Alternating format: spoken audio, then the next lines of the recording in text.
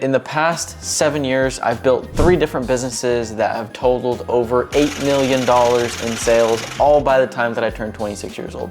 And I know what it's like starting from literally nothing and having not a clue of how business works. I've been there and it's overwhelming to say the very least. So today, I want to help you out. I've actually helped over 1,500 people start their own business in the past 2.5 years, and have even helped some of them get to 20, 30, even up to $70,000 a month. So you could say I know a thing or two about building businesses to the over 7-figure mark. So in this video, I'm gonna break down exactly step by step, week by week, how to start a business in 45 days, even while working a full-time job, so you can do it too. What I'm gonna explain to you is what I see as the best business to launch alongside your 9 to 5. If you don't have a 9 to 5 and you're looking to go full-time in a business, by far the best business to start, and I'll explain why. But before I get into that, let me explain to you what exactly a remote house cleaning business is. All this is a normal house cleaning business that you would call, they would send a cleaner to your house, they would clean your house. That is a house cleaning business. The difference between a normal house cleaning business and a remote house cleaning business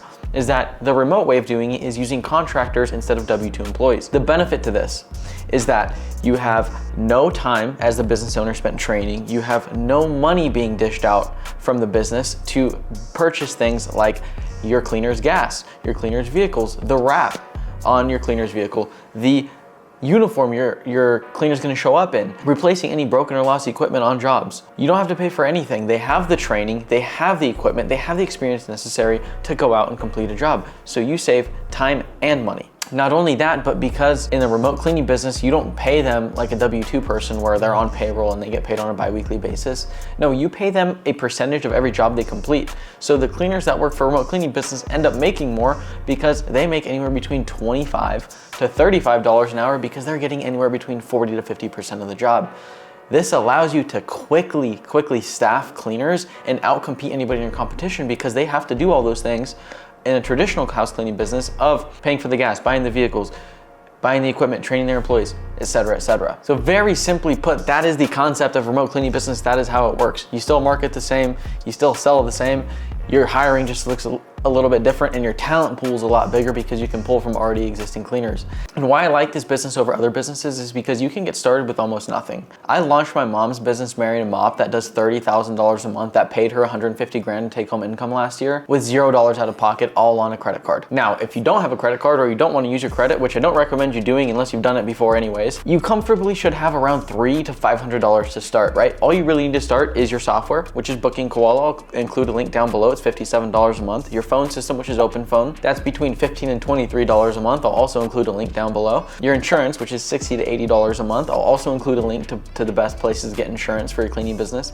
And then your cost to file an LLC in whatever state you live in. This can be as low as $50. This can be as high as $800 if you're in California. That being said, you can get started on a shoestring budget. Not only that, but you can scale it very quickly because you don't have the time spent of having to train and buy the equipment and invest all that time and capital into cleaners. You can just hire the contractors. So all you need to do is get good at marketing and sales, and also delegation, because eventually you're gonna need to hire someone to answer the phones for you. Given that, you're also gonna learn all the core skills of entrepreneurship that you can take into any business you ever decide to start. So you're gonna learn sales, you're gonna learn marketing, you're gonna learn hiring, you're gonna learn delegation, leadership, operations, systems, you name it. Those are skills that nobody can take away from you that you can carry on into any business you decide to start. And the cherry on top to all this, and why it's really my favorite, is because it's the only business model I've seen that you can start on the shoestring budget, but also employ a degree of leverage, where you're not actually the one going out and doing the cleaning yourself. Say you start a marketing agency, you're probably gonna be the one doing the services and figuring out the fulfillment. So you're gonna run around like a chicken with your head cut off, having to do the sales and then do the fulfillment, and do the sales and do the fulfillment.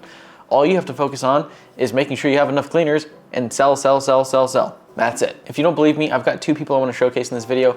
We've got Baron and Helen, husband and wife duo out in San Antonio, Texas. They both have full-time jobs, yet they're still ripping a cool $50,000 a month at over $10K a month in net profit as they're growing, right? They're investing a lot into marketing and sales right now, so their margins are gonna be a little bit lower, but they're still extremely healthy given how much they're actually spending on marketing. Another one, Skylar Sullivan in Nebraska, has a full-time job selling line striping machines, yet he's still doing a cool $70,000 a month and just bought a whole house solely from the profits of his cleaning business. He bought his first house just from the profits of his cleaning business while he was double dipping in his corporate 9-to-5. And now I'm gonna break it down how I would restart this business all over again from scratch in just 45 days. I'm gonna break it down into 3 phases. The first one is days 1 through 15.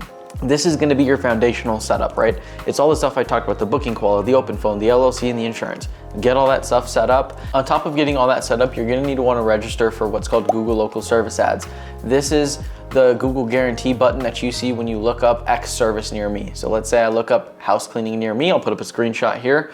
You're gonna see 2 to 3 businesses with a green check mark. That is Google Local Service Ads. This is really low hanging fruit. I recommend spending $200 to $500 your first month just to get leads coming in the door. The reason you want to do this is because you're going to have to hire cleaners, you're going to want to give them jobs. And so this is the easiest way to get leads because you're going to be getting people who are already searching for house cleaning services. The odds are if someone's already searching for house cleaning services, they're going to probably want to buy your service if you show up first on that list. We've seen people get up to $30,000 a month in their first month just solely off of running Google Local Service Ads. Not to say that will happen for you, it depends on your market, but get that set up. This is usually a 2-week process, so we want to do this on day 1 because you're going to need to do a background check, you're going to need to submit your insurance policy, and you're also going to need to get 5 reviews. So make sure you get that taken care of. We have our software signed up. You want to go in and set up Booking Koala, right? You get your pricing, call 10 competitors and get pricing. Put your pricing towards the higher end of the average that you get from calling those 10 competitors and price shopping them. You don't want to price people out of your services, especially if you're paying for leads, right?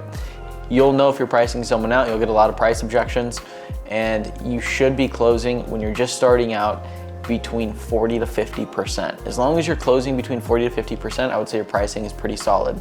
Another thing on pricing is you also want to be able to pay your cleaners really well, right? That $25 to $35 an hour mark. So when you do reverse engineer your pricing on these jobs, always make sure you're around a $50 to $70 an hour per cleaner. That's foundations, that's all set up, you've gotten it taken care of. Now we're getting into day 16 through 30. This is when we should start to see our first dollar.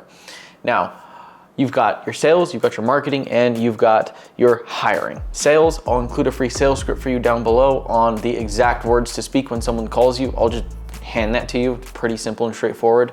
Before you make any changes on your pricing or changing marketing channels because the leads aren't good enough, I'd want to see at least 50 calls at a sub 40% close rate before I try to make any changes on my marketing or my pricing. On the marketing channels, you've already set up Google Local Service Ads and it should be turned on by now. On the flip side of that, you don't want to just rely on a paid channel to acquire customers. You want to pair that with some type of organic channel because that's going to bring your blended customer acquisition costs down, right? We see lead costs for Google Local Service Ads as high as $60 in some markets and as low as $30 in some markets. So it all just depends. Let's say you generate 10 leads in your business at $60 a lead.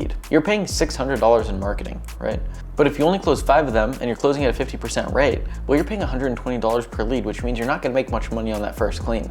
You make your money when you book them for recurring, which I'll get into later. But you wanna pair that with the organic because then if you're generating the leads organically, you're not paying anything. So when you blend it together at the end of the month and you look at your profit and loss statement and where money's coming in and where money's coming out, well, you'll realize that the customer acquisition cost is gonna go down because you're getting leads for free. The way you do this is by networking and building relationships in things like local Nextdoor and Facebook groups, or going out and pounding the pavement in places like BNI groups where you can meet other people who are doing home services that can refer you business. Or you're building relationships with people like property managers, general contractors, or real estate agents who are in people's homes a lot, selling homes, they're managing homes, and they need your services when people are moving in and moving out. That's all set up, that's all taken care of. Now you need to figure out how to hire the cleaners. There's 4 main places you can hire cleaners from that work really, really well. You've got care.com, you've got housekeeper.com, you've got Indeed, and you've got the Facebook groups, okay? My favorite of those, I won't get into the other 3, but my favorite is Indeed. Indeed is nice because you have the applicants come to you. They're applying to your job. They're selling themselves to you as opposed to you selling yourself to them.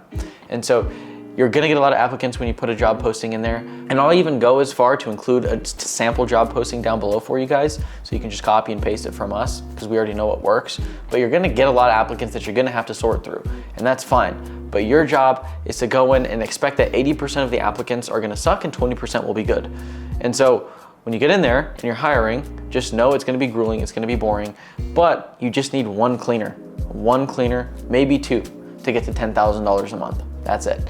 So you sift through the applications, interview them, screen them, do what's called a test clean, get a friend or a family member to act as a customer. To the cleaner, it's gonna be treated as a real job, and you're gonna pay the cleaner for their time, so you're gonna come out of pocket for this, but you're gonna know if they're good or not. You're gonna know, one, if they do a good job, and most importantly, two, you're gonna know if they're gonna try to steal your customers.